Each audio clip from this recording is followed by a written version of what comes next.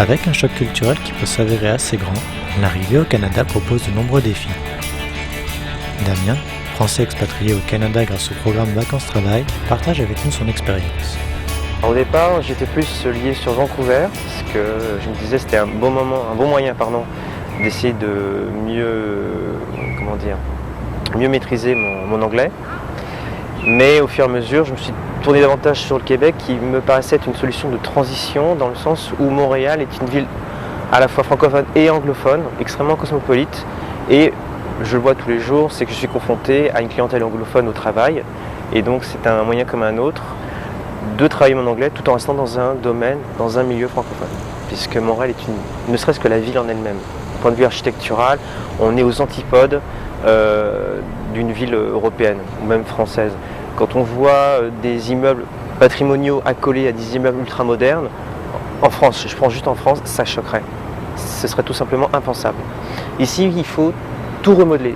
Il faut désapprendre ce qu'on a appris en France parce que la mentalité, le contexte, le style de vie ne correspondent absolument pas à ce qu'on peut trouver sur le vieux continent. Le seul point commun entre les Français et les Québécois, c'est la langue. Tout le reste est dicté par des règles et des normes nord-américaines. Que ce soit pour le travail, que ce soit pour la vie au quotidien. On est vraiment très très loin des canons européens. Elle décide de préparer pour le souper un ragoût de boulettes de pâte d'orignal. Ah, ça, c'est bon. Il n'y a pas un spaghetti qui accote ça. Moi, c'est surtout mon patron. Alors, mon patron, là, actuellement à la boutique de Sex Shop, j'ai eu beaucoup de mal à comprendre au départ. J'ai vraiment en face de moi un Québécois pure souche, avec son langage, typiquement québécois.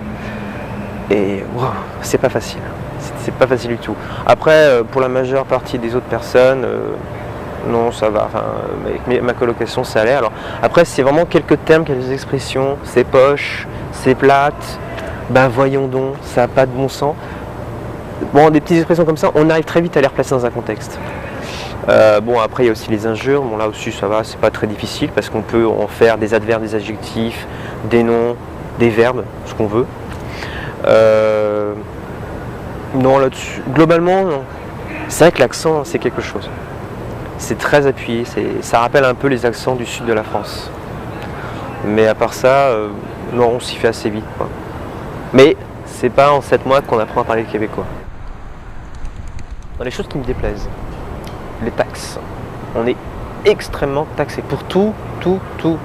Dès l'instant où on va quelque part, on achète quelque chose, le prix indiqué, ce ne sera jamais celui qu'on paiera en caisse. La qualité de vie, c'est ce que j'apprécie. Je gagne beaucoup moins en France, vraiment beaucoup moins, mais je n'ai pas à me poser des questions en début de mois, me dire bon ben voilà, je dois tel argent pour les factures mensuelles, que ce soit le loyer, l'électricité, le téléphone, l'internet, etc. Et je me dis bon, il me reste que ça pour la fin du mois. Non, d'abord parce que on est payé tous les 15 jours par chèque. Donc on pose ça à la banque et le lendemain on a l'argent. Et puis c'est vrai qu'en même temps la vie, je dirais pas qu'elle est vraiment pas chère. Elle est un peu moins chère qu'en France, même si on a les taxes ici, alors qu'en France tout est compris. Mais on vit bien, je sais pas, il y a un cadre de vie qui fait qu'on se sent beaucoup mieux. On se sent beaucoup mieux. Et ouais, ça c'est la première chose qui m'a vraiment fait du bien, parce qu'au début je me dis bon voilà, j'ai un travail, je regarde ma première paye, je me dis comment je vais vivre. Comment je vais vivre? Je vivais avec le double, voire le triple en France, et avec ça, comment je peux faire? Puis finalement, si, ça se passe très très bien, quoi. Ah bah les loyers, c'était une surprise ici. Hein. Bon, d'abord, quasiment tous les PVTistes, je dis quasiment tous, il y a des exceptions, prennent une colocation. Comme ça leur permet de s'installer tranquillement, sans avoir à trop dépenser, de commencer à vérifier leur épargne, de se concentrer sur chercher un boulot ou de garder de l'argent de côté pour faire des trips à droite à gauche avant de se lancer dans une vie active et de voir si le Canada ça leur plaît en dehors d'un aspect touristique. Et c'est vrai que les loyers ici sont, je vais pas dire dérisoires, mais vraiment pas chers, parce que dès l'instant où on est en colocation, ça coûte moins cher. Mais même dans l'absolu, on m'a souvent dit c'est que les loyers étaient beaucoup moins chers qu'en France. Il y a des gens qui peuvent trouver un 80 mètres carrés dans des superbes quartiers. Je prends l'exemple de Paris, ce serait hors de prix. Ici c'est tout à fait abordable.